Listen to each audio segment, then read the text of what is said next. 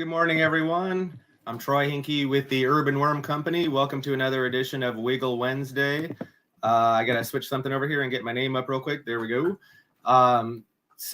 Today's topic, we'll let some people join in here, but we're going to be talking about worm cocoons today. So I'll just give people a few minutes here and check on the comments and let some more people get on before we get started, and just give a few minutes. I've got people already checking in from New Mexico. Let's see here. Different people I've seen before. Carmen, Kevin, Robin in Virginia.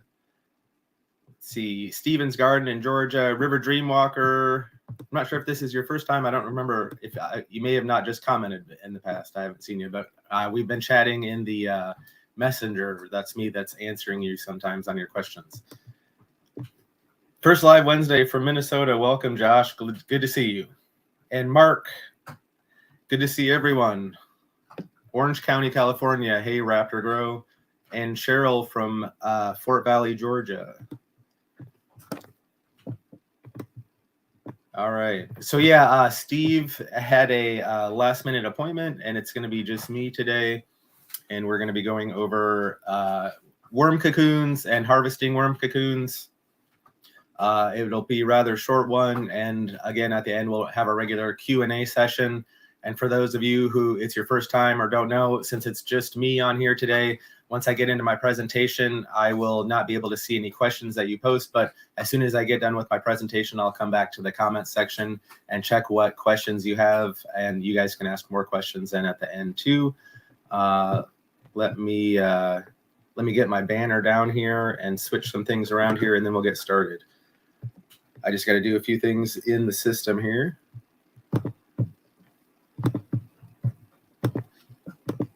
All right, there we go. And let me get this up here. So today is March 22nd. We're almost to April here. And today we're going to be talking about harvesting worm cocoons. I just had to get my screen big there. So in the lower right-hand corner here, you'll see a really cool picture of a bunch of worm cocoons in worm castings. First, we'll talk about identifying cocoons. So what is a cocoon? I guess I didn't include what isn't a cocoon, but you should be able to tell by identifying what I'm talking about here and know what isn't as you're going through your bin. And then we'll talk about how to harvest the cocoons, and then what to do after harvesting, and then do our regular Q&A. So identifying cocoons. Worm cocoons are going to be, for those of you who use the standard versus metric, it's going to be about 1/8 of an inch. Or those of you who use metric measuring system, it's going to be about 3 to 4 millimeters, or the size of a match head or a grain of rice.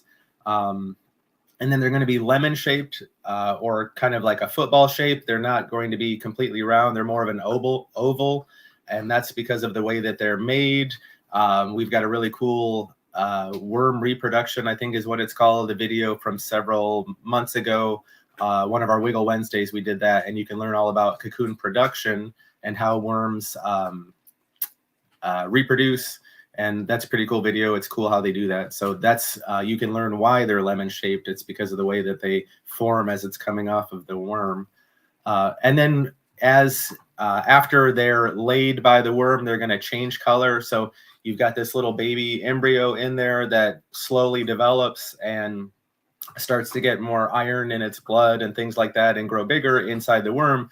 So it moves, it goes from a pearly white color to a yellowish color to like a light brown or an amber color. And usually when you see them, when they're about ready to hatch, they're going to be that amber color or even a bit of a brownish color like you see here in the lower right-hand corner.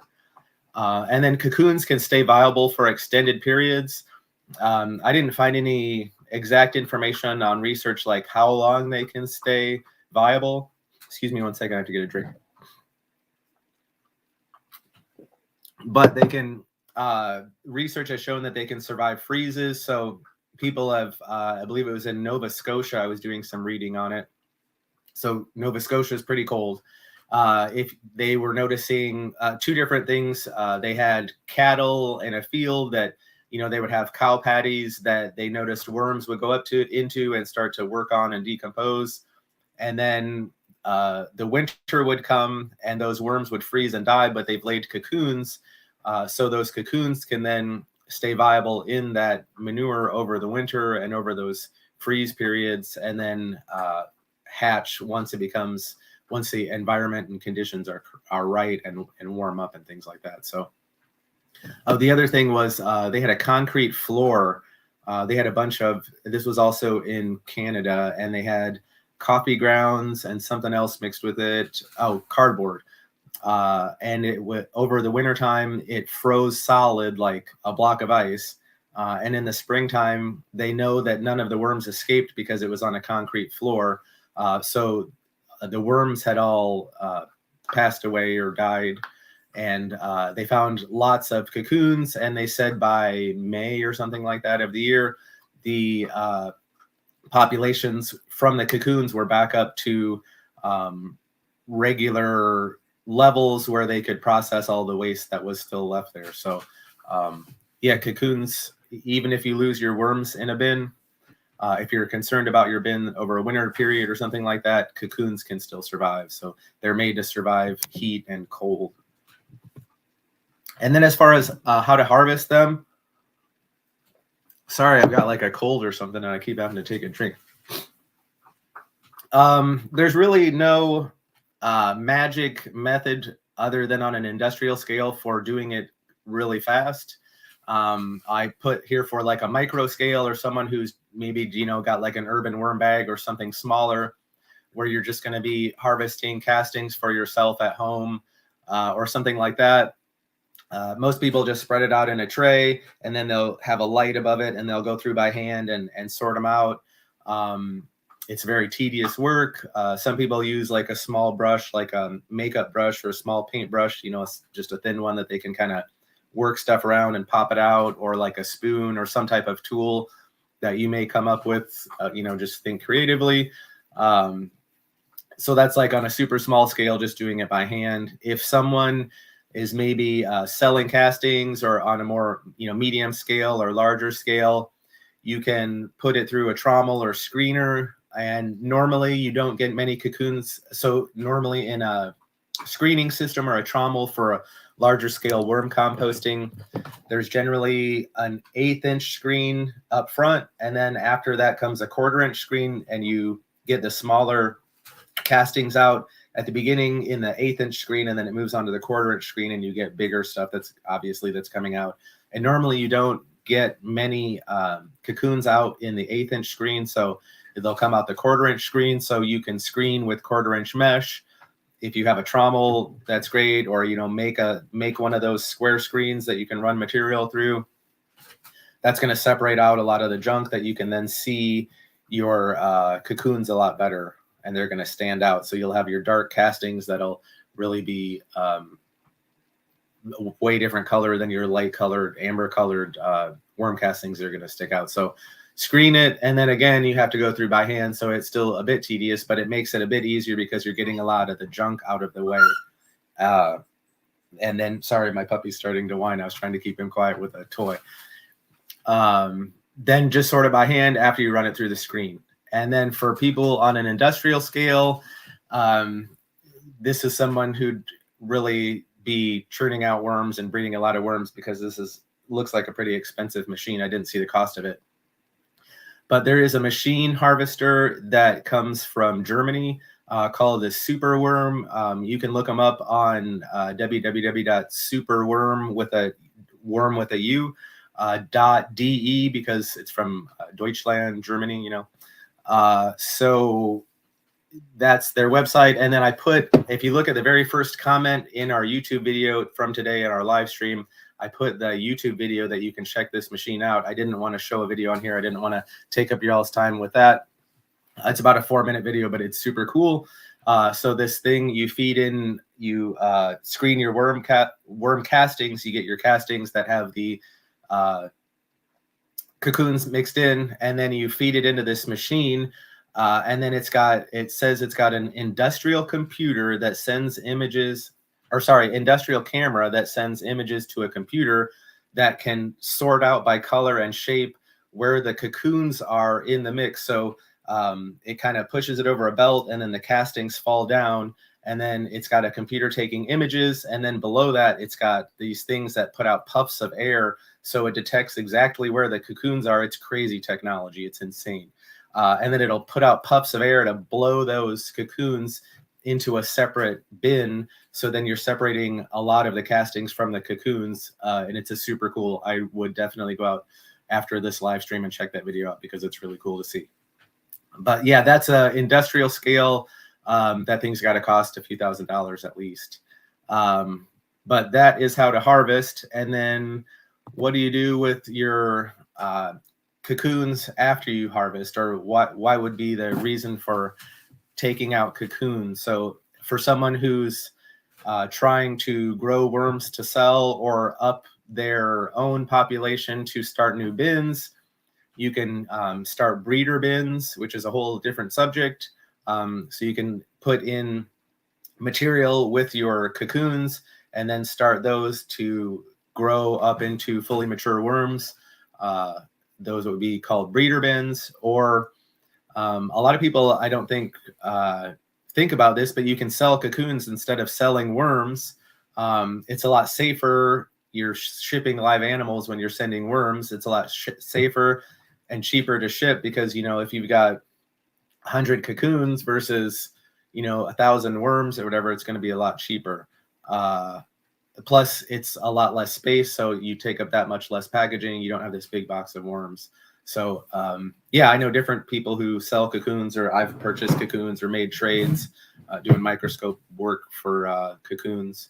Or if you're selling your vermicompost or using your vermicompost at home, you know, you don't want to necessarily put cocoons into your potted plants. Or if you're selling your vermicompost, you don't want to be selling cocoons necessarily. It wouldn't be a big deal if you got a few in there, which you're probably going to, but, you know, you wouldn't want to be getting rid of this. Worms cost a lot of money. If you're getting rid of cocoons, you're getting rid of worms. So by separating these out, you can toss them back into your regular bin, or toss them into a new bin, or, like I said, into the breeder bins, just so that you can keep them separate and keep your worm population steady, strong, or grow more worm populations, or give them to your friends. And with that, that's about all I've got for this presentation. And we can get to the Q&A. Let me get out of here, and I'll go up to your questions. I got to find him first.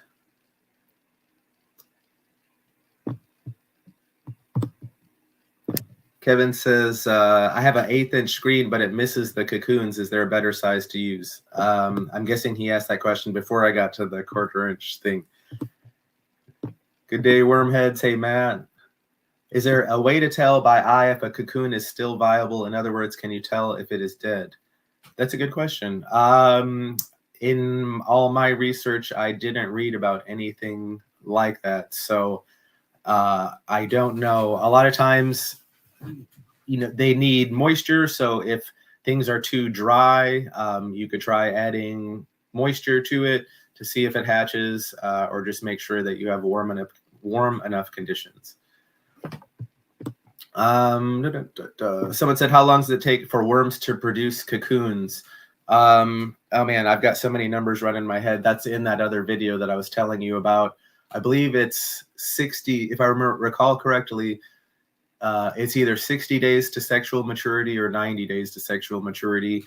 I've got so many facts in my head, it's hard to keep them all straight. So if anybody else remembers that fact and wants to chime in on the comments, please do. Kay says, my worm bin is wet. How long should I leave the lid off before harvesting? It depends on what kind of bin that you have. Generally, and also it's going to depend on the moisture level. So usually if you're leaving a lid off for 2 to 3 days, it should dry things up enough. If your worm compost is around 50, 60, 70% moisture, I would say a few days is going to be okay. But there's a lot of variables there, and it depends on what kind of bin you have. Hey, from South Africa. Hey, how are you doing? It's Keith. It's good to see you again. Josh asks, is there a danger in having too few worms in your bin? I got a donation from a neighbor, but I'm worried that my bin is too big for the 30 worms that I got from him. I wouldn't say there's a danger. You would just have to make sure that it's going to take a lot longer for things to break down. So again, what really does the decomposition is bacteria and fungi that are going to do the main decomposing, and then worms and any other bin inhabitants are just there to help to break things down farther. So things are going to be composting from the bacteria and fungi and other things breaking them down. And then hopefully the conditions are right where your worms are going to reproduce, and then you'll get larger populations. But yeah, I wouldn't say there's going to be a danger unless you're the same danger that you would with a regular amount of worms, which is putting in too many food scraps without enough brown material, not balancing out with browns to greens, just like a regular compost.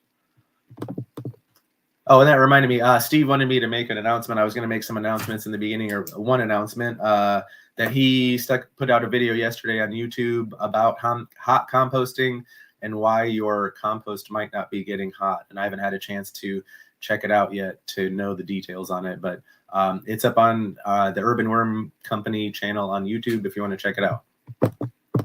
Golden asks, is there a method other than hot composting for killing fruit and vegetable seeds in regular, not vermicomposted compost? Do seeds tend to survive vermicomposting? What tends to happen a lot of times, especially in vermicomposting, and I just had an experienced lady the other day who I thought would know better, who sent me a picture of her sprouted seeds in vermicompost. So like I was saying, especially in vermicompost, the conditions, vermicompost has this good biology along with growth hormones that they will get seeds to sprout in the bin. So by getting seeds to sprout in your worm bin, you're obviously getting them to grow, and then they're going to break down right away. So you're killing them in a way, or making it so they're not going to sprout in your future compost.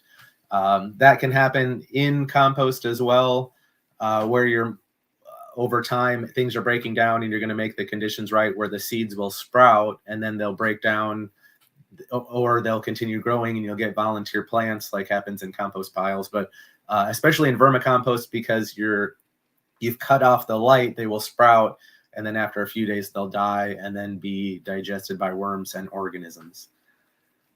And I think that answered most of your question, but otherwise it's best to put it through the hot composting process.